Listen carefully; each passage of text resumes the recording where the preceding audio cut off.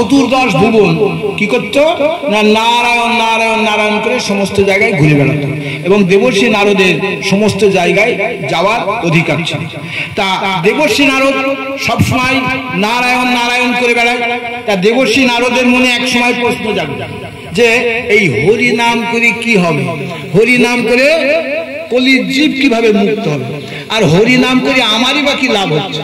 আমি তো এই সত্যতা দাপট 3 যুগ ধরে ভগবানের নাম নারায়ণ নারায়ণ নারায়ণ করে বেড়াচ্ছি, কি হবে আমার। তা দেবর্ষী নারদ কি বলছে, তার মনে প্রশ্ন জেগেছে দেবর্ষী নারদের।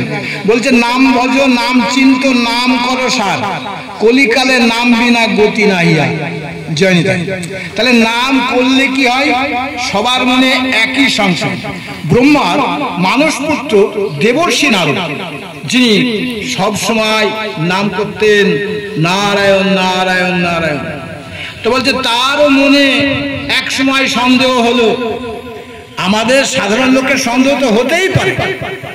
এমনি লোকে বলে ও হরি নাম করছে ও মরবে, যে হরি নাম না করে সেও মরবে। তাহলে হরি নাম করলেও যদি মরণ হয় আর হরি নাম না করেও যদি মরণটা হয়, তাহলে হরি নাম না করে মরাই ভালো। নিতাই গৌর, এটা সাধারণ লোকে বলে।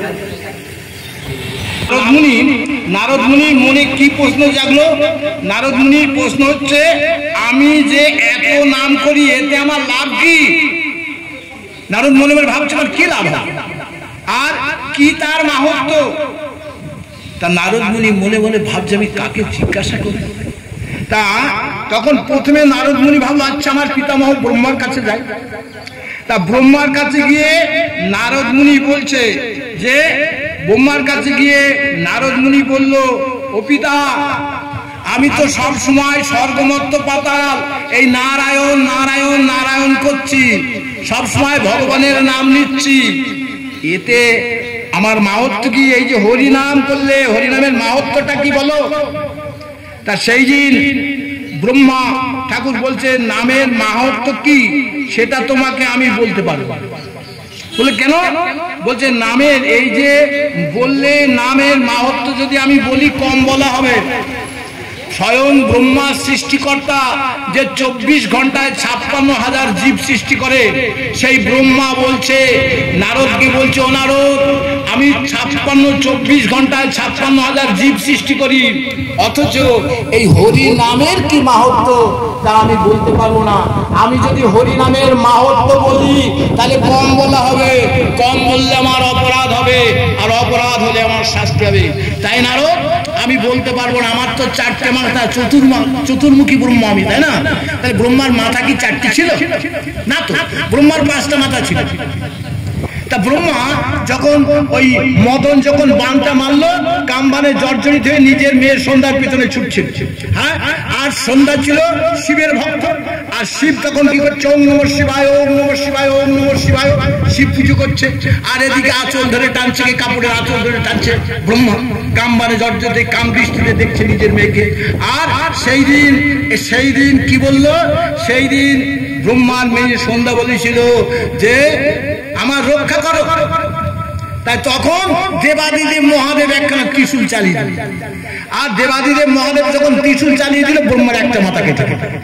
তাই 5টা মাথা থাকলো কটা? 4টে। তাই এই চতুর্মুখী ব্রহ্মা। তাই নারদ কি বলছে, নারদ আমি তো চতুর্মুখী ব্রহ্মা, আরেকজন আছে তার 5টা মাথা, তার কাছে যাও। কে? না দেবাশিব। তো বললো আমি তো বলতে পারলাম না, আমি তো 4 মুখ দিয়ে হরি নাম করি। আমার থেকেও আরেকজন বড় আছে, সে 5 মুখে হরি নাম করে। তার নাম কি? না পঞ্চানন, তার 5টা মাথা বলে, সে হচ্ছে দেবাদিদেব মহাদেব। তা দেবর্ষী পাদের কাছে গিয়ে, শিব ঠাকুরের কাছে গিয়ে তার চরণ বন্দনা করলো নারদ। চরণ বন্দনা করে বলছে, হে শঙ্কর আপনি তো সব সময় ভগবানের নামই করেন, আপনি 5 মুখে ভগবানের নাম করেন।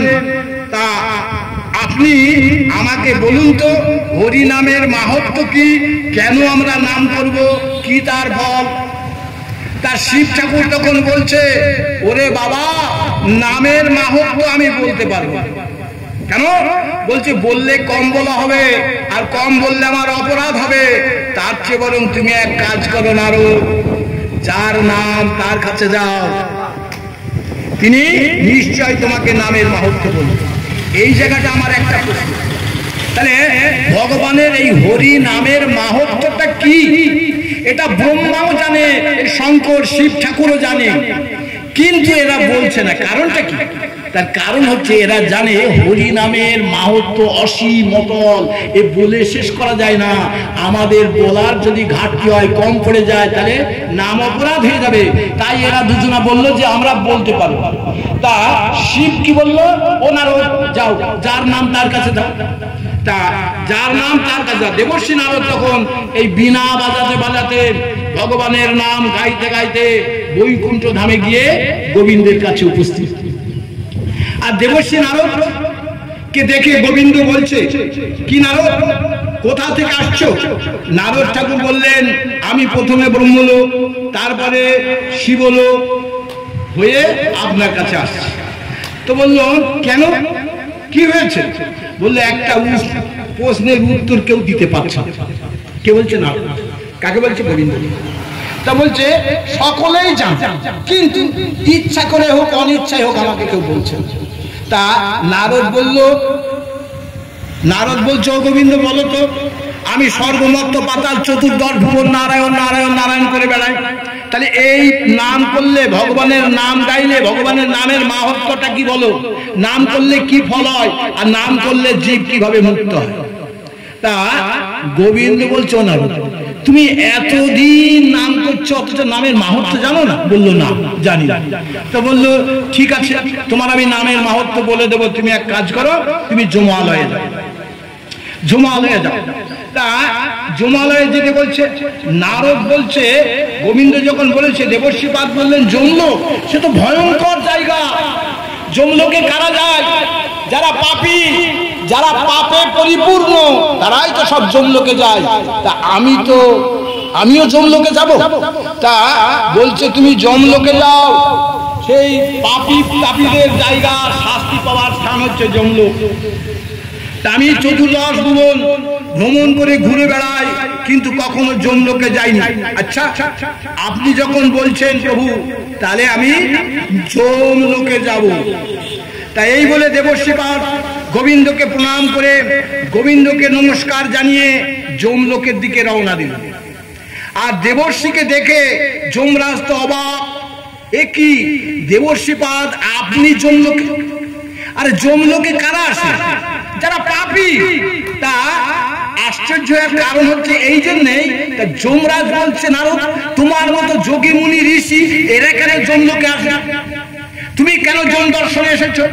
তা নারদ হাত দুটি জোর করে বলছে যমরাজকে যে, আমি আসিনি, গোবিন্দ পাঠিয়েছে। গোবিন্দ তোমার কাছে আমাকে পাঠিয়েছে। বললে, কেন? বললো, বলো হরি নামের মাহাত্ম্য কি, হরি নাম করলে কি ফল হয়, এটা বলো। এগুলো জানার জন্য এসেছি। তা তখন যমরাজ বলছে, আমাকে তুমি যে প্রশ্ন করেছো আমি তার উত্তর দিতে পারবো না। নারদ ঠাকুর বললো, তাহলে কি করা যাবে?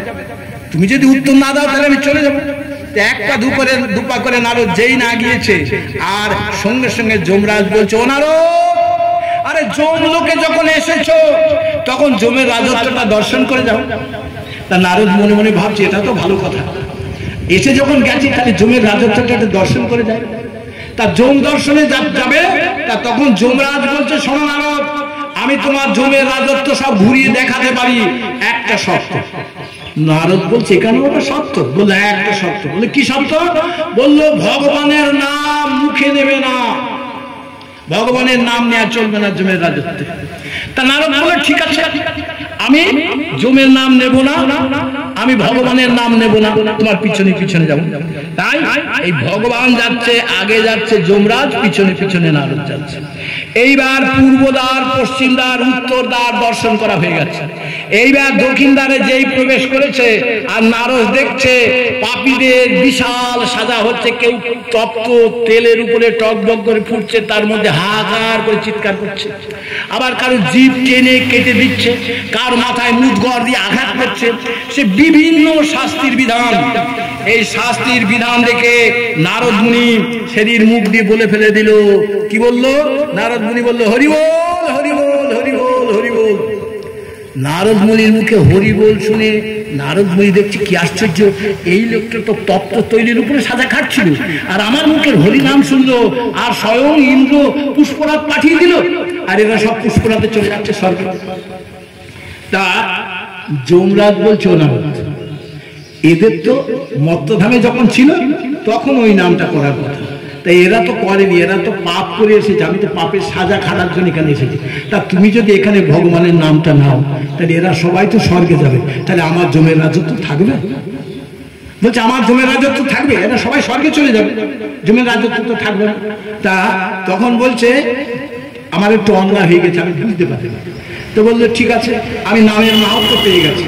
তাহলে নারদ বলছে আমি নামের মাহাত্ম্য পেয়ে গেছি। তাহলে নামের মাহাত্ম্যটা কি? নামের মাহাত্ম্য হচ্ছে ভগবানের নাম করলে কি হয়, ভগবানের নাম করলে ওই সেই স্বর্গবাসী হয়, তার নরকে যাওয়া লাগবে না। তাই বললো ঠিক আছে। এইবার যখন গোবিন্দের কাছে এসেছে নারদ, তা গোবিন্দের কাছে যখন এসেছে, গোবিন্দ বলছে নারদ নামের মাহাত্ম্য শুনবে তো? বললো না না প্রভু, ওটা আমার জানা হয়ে গেছে। বলে জেনেছ? তাহলে গোবিন্দ নিজে ভগবান নিজে বলছে কি, আমি বলছেন, ভগবান নিজে বলছেন নামের মাহাত্ম্য বলছেন, নামের ব্যাখ্যা করছে না। তাহলে সমস্ত কিছু দেখিয়ে দিচ্ছে। তা বললো, এবার নারদ বলছে যে ও প্রভু এবার বলো হরিনাম করলে কি ফল হয়? তো বললো শোনো, তুমি এক কাজ করো না, এবার মত্তধামে যাও, মত্তধামে ঘুরে এসো একবার, তাহলে নামের ফল পাবে। তা মত্তধামে নারদ কি করছে, ঢেকি বাহনে হরিনাম গাইতে গাইতে আসছে। তা যেতে যেতে আকাশ পথে যাচ্ছে, নারদ ভাবলো বেশি দূর গিয়ে লাভ কি, সামনে অমরিশ রাজার রাজত্ব, অমরিশ রাজার রাজত্বে নেমে যায়। তাই অমরিশ রাজার রাজত্বে নারদ যখন এসেছে, দেখলো অমরিশ তো রাজা, কিন্তু তার চোখ মুখ শুকিয়ে গেছে। তার সামনে যেই গেছে অমরিশ রাজা নারদকে পাদ দর্গ দিয়ে পুজো করে বসার জায়গা দিয়েছে। আর নারদ মুনি বলছে রাজা মশাইকে যে আচ্ছা আপনি তো এই রাজ্যের রাজা, আপনার কোনো অভাব নেই, কিন্তু আপনার চোখ মুখের চেহারাটা এমন কেন?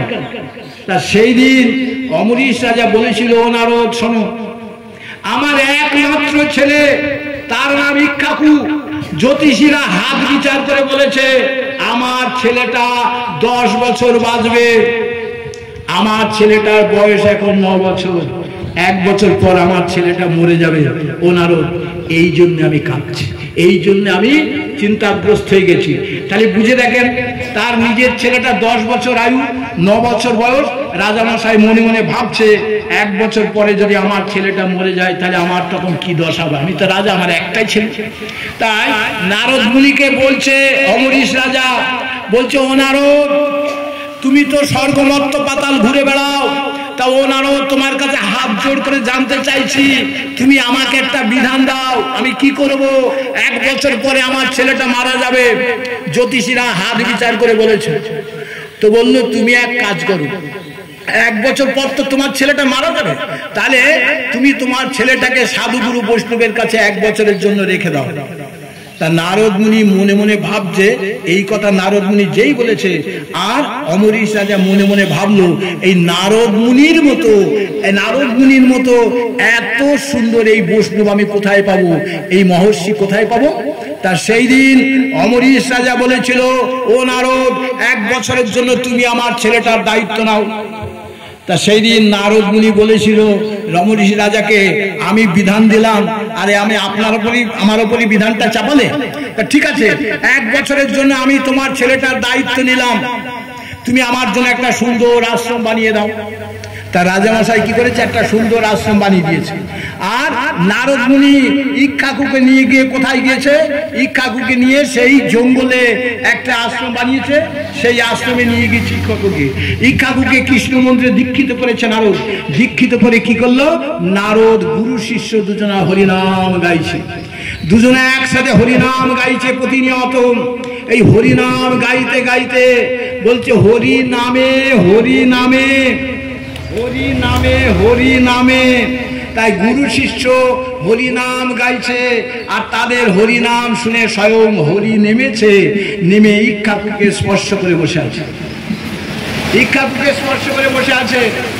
আর এমন সময় যমরাজ তার দূতকে বলছে, যাও ওই ইক্ষ্বাকুকে নিয়ে এসো, ওর বয়স 10 বছর পূর্ণ হয়ে গেছে, নিয়ে এসো।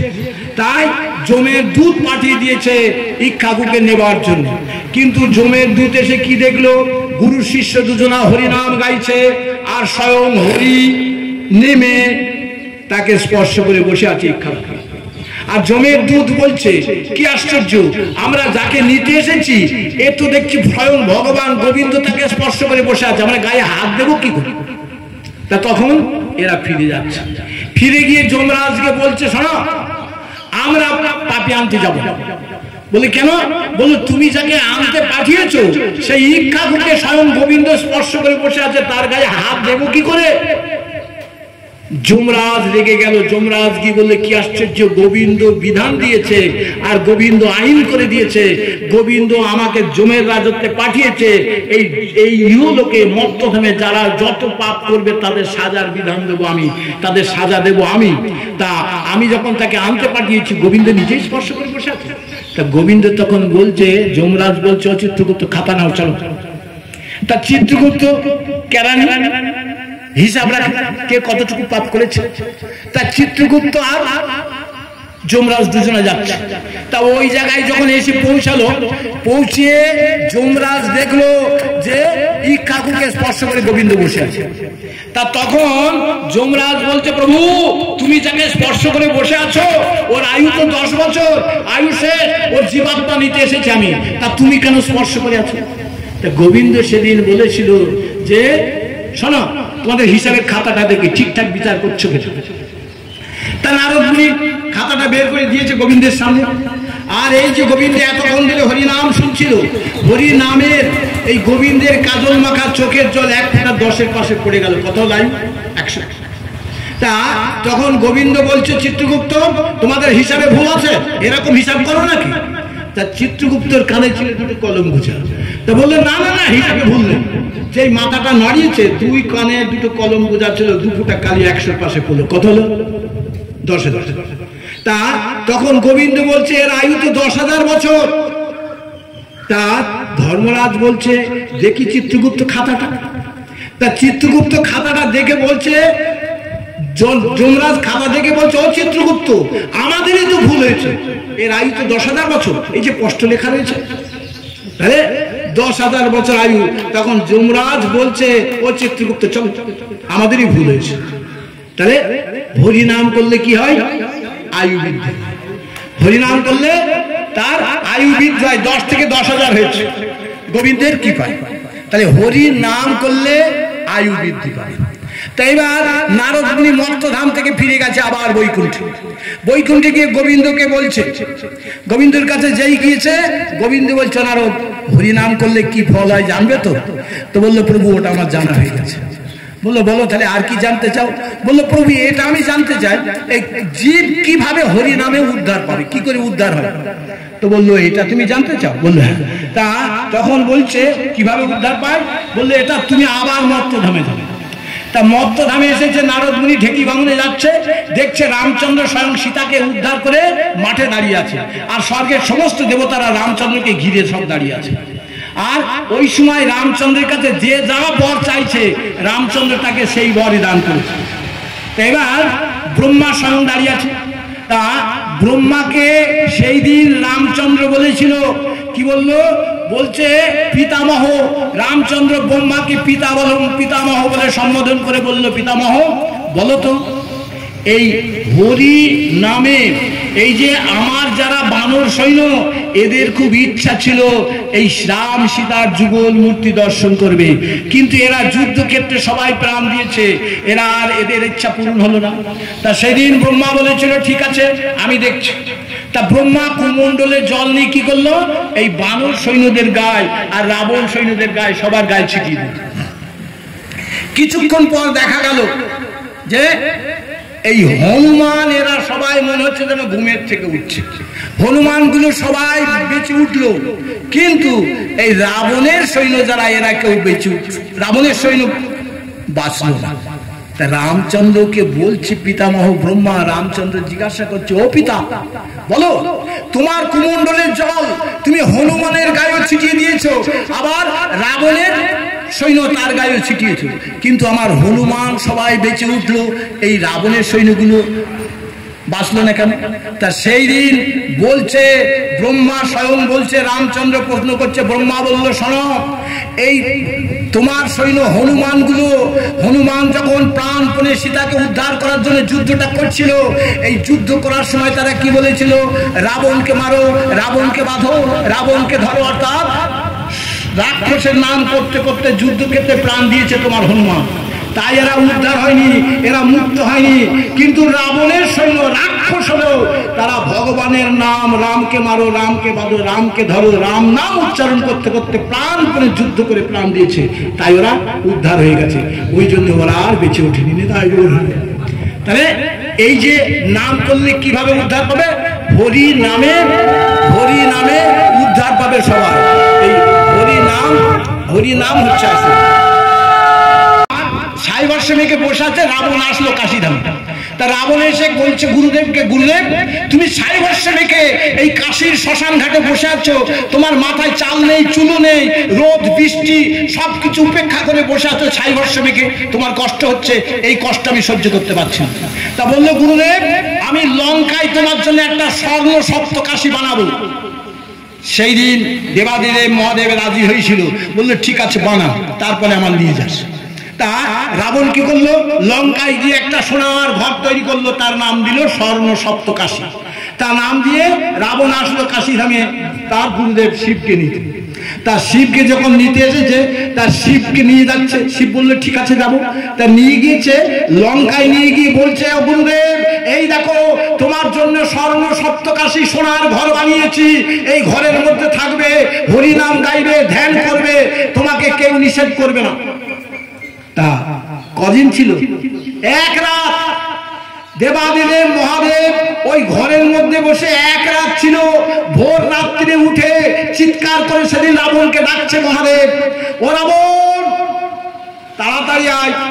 তা রাবণ ভোরবেলা গিয়ে দাঁড়িয়েছে, দেখছে গুরুদেব তৈরি হয়ে আছে, চলে যাবে, থাকবে না। তা বলছে রাবণ কি বললো? রাবণ কি বলছে তুমি দাঁড়িয়ে আছো কেন, এত সকালে উঠেছে কেন? বললো শোন আমি শ্মশানে যাব, আমি এখানে আর থাকবো না। বলি কি আশ্চর্য, শ্মশানে যাবে কেন? তো বললো শোন আমি কেন শ্মশানে যাব জানিস? বললো শোন। তাহলে রাবণ বললো আমার মাথা কটা? তা রাবণ চিন্তা করে বলছে গুরুদেব তোমার তো 5টা মাথা। তার শিবের কটা মাথা? 5টা। তো বললো 5টা মাথা। তা এবার বলছে ও রাবণ আমার কান কটা? তো বললো 10টা। তো বলছে রাবণ এবার হিসাব করে বলতো আমি যদি হরি নাম করি কতজন হরি নাম করবে? বললো 5 জন। 5টা মাথা। তো বললো হরি নাম শুনলে কতজন শুনবে? বললো 10 জন। তা তখন শিব বলছে রাবণকে, ও রাবণ তুই একটু হিসাব করে বলতো, শোনা ভালো না গাওয়া ভালো? তা রাবণ হিসাব করে বললো গুরুদেব তুমি যা বলছো তাতে তো মনে হচ্ছে শোনাই ভালো। বললো হ্যাঁ শ্রবণাম মঙ্গলাম মঙ্গলাম এবি মঙ্গলাম যত কৃপা গুরু কৃপা হি কেবল। বলছে শোন রাবণ শুনলে মঙ্গল হবে, হবে নিশ্চিত হবে, যত গুরু কৃপা হি কেবল। অর্থাৎ গুরুর কৃপা হওয়া দরকার। গুরু আশ্রয় করো, গুরু আশ্রয় করে শ্রবণ করো, তাহলে কাজ হবে। গুরু আশ্রয় করলে যদি তুমি শ্রবণ করো হরিনাম তাহলে কাজ হবে, হেলায় অবহেলায় যাতেই শ্রবণ করো তাতেই কাজ হবে। তা তখন এই বললো তাহলে শ্রবণাম মঙ্গলাম মঙ্গলাম এবে মঙ্গলাম যত গুরু কৃপা হি কেবল, গুরুর কৃপা হবে। তা বলছে এই হরি কৃষ্ণ না, গুরু না ভজে কৃষ্ণ ভজে সে নরকে মজে, গুরু না ভজে কৃষ্ণ ভজলে নরকে মজে। তাই একদম সঠিক কথা। তাই গুরুচরণ আশ্রয় করে আমাকে শ্রবণ করতে হবে। বললো অবশ্যই মঙ্গল। তা রাবণ বলছো গুরুদেব তুমি শ্মশানে কেন যাবে? তো বললো শোন আমি শ্মশানে গিয়ে সাইবর্ষমেকে বসে থাকি, আর লোকগুলো 4 জন লোক যখন একটা শব্দ নিয়ে শ্মশানে আসে তারা কি বলে? বলো হরি হরি বল, বলো হরি হরি বল। তা রাবণ বলল ও গুরুদেব আমার মনে একটা প্রশ্ন। বললো কি বলো? তো বলছি গুরুদেব এই যে লোকগুলো 4 জন কাঁধে করে নিয়ে যায় এরা 2 জনা বলে বলো হরি। তা রাবণ বলছে ও গুরুদেব এরা কাকে বলতে বলছে বলো হরি? তো মহাদেব বলছে শোন ও যারা যে 2 জনা বলছে বলো হরি ওরা যে লোকটা মারা গেছে না তাকে বলতে বলছে বলো হরি। আর ওরা চারজনে কাঁধে করে নিয়ে যাচ্ছে, তার মাথাটা তখন নড়ছে, ও মাথাটা নাড়া দিয়ে বলে দেয়, আমার তার বলা হলো না, তোরাই বল, বলো হরি হরি বল, বলো হরি হরি বল, বলো হরি হরি বল, তারক ব্রহ্ম নাম। তাই রাবণ বলল, এটা তুমি ঠিকই বলেছো গুরুদেব, ওই দেহে তো আর বলতে পারে না, ওই জন্যে তাকে বলছে তোরাই বল। আর বলছে আমি ওই শ্মশানে বসে থাকবো রাবণ, তারা যদি 10,000 বার বলে বলো হরি হরি বল, তাহলে আমার কতবার শোনা হলো?